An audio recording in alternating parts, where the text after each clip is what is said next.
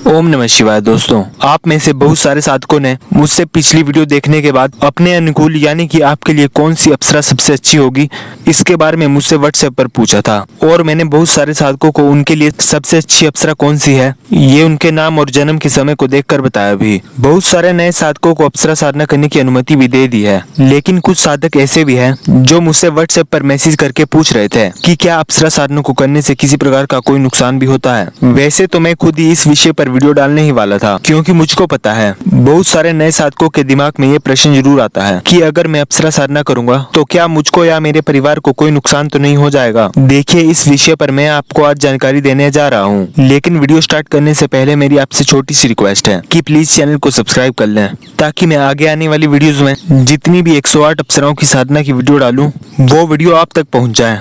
देखिए, अप्सरा साधना वैसे तो एक सौम्य साधना है, इसे कोई भी व्यक्ति कर सकता है, लेकिन जो बातें मैं आपको बताने वाला हूँ अगर आप उन बातों को अपनाते हैं तो आपके लिए बहुत अच्छा रहेगा। देखिए, सबसे पहले तो ऐसे ही कहीं से भी अप्सरा मंत्र को उठाकर मंत्र जाप प्रारंभ मत कर देना, क्योंकि अगर आप ऐसा करोगे तो आपके पास कोई भी नेगेटिव एनर्जी अट्रैक्ट हो सकती है।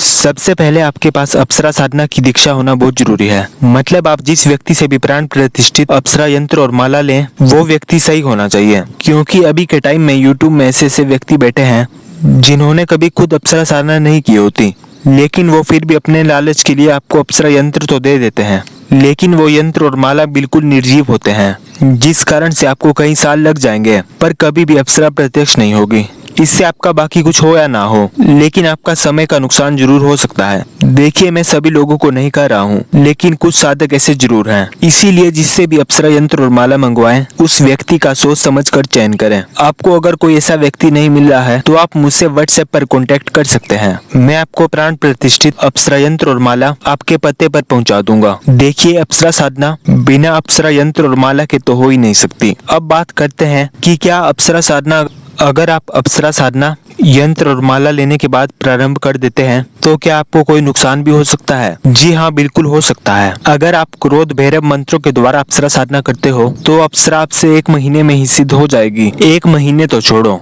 आपको अप्सरा 1 दिन, 11 दिन या फिर 5 दिन की साधना में भी प्रत्यक्ष हो जाएगी, क्योंकि क्रोध भैरव मंत्र का जाप आप जैसे ही अप्सरा के लिए करोगे अप्सरा के सर में इतनी ज्यादा दर्द होगी कि उसको मजबूरी में आपके सामने आना ही पड़ेगा, लेकिन जैसे ही उसको मौका मिलेगा आपको वो इतना नुकसान देगी कि आप सोच तक नहीं सकते। मैं बहुत जल्द अपने साधक मित्र का अनुभव डालूंगा कि उसने कैसे क्रोध भैरव मंत्र से अप्सरा साधना को प्रत्यक्ष किया, लेकिन कैसे उसको बाद में नुकसान उठाना पड़ा। इसके अलावा अगर आप अप्सरा की साधना तामसिक तरीके से करते हैं, यानी कि उनको शराब इत्यादि चढ़ाते हो, तब भी आपको अप्सरा साधना में बहुत डरावने अनुभव होते हैं। अप्सरा साधना एक राजसिक साधना है, इसको आप कृपा करके तामसिक रूप से कभी ना करें। हाँ, अगर आपका परिवार वगैरह है ही नहीं तब आप जो मर्जी करें। वैसे मैं बहुत जल्दी अप्सरा साधना के बहुत सारे अपने शिष्यों के अनुभवों के ऊपर वीडियो डालने वाला हूँ, जिनको सुनने के बाद आपको बहुत ज्यादा ज्ञान मिलेगा। इसके अलावा अगर आपने गुरु मंत्र का कम से कम 1.25 लाख की संख्या में जाप नहीं किया है तब भी आपकी अप्सरा साधना में